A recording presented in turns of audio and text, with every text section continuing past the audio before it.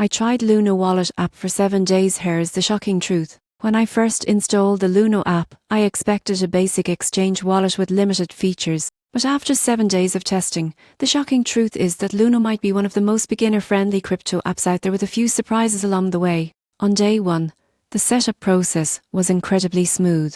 Creating an account took less than 2 minutes, and identity verification was straightforward. The app's layout is clean, colourful, and perfect for users new to crypto. By day 2, I bought a small amount of Bitcoin and Ethereum directly through the app. Transactions were fast, and fees were clearly displayed, something most exchanges hide behind complicated numbers. Luno even provides educational content, guiding users through crypto basics, which is great for beginners. Midweek, I explored Luno's Earn feature.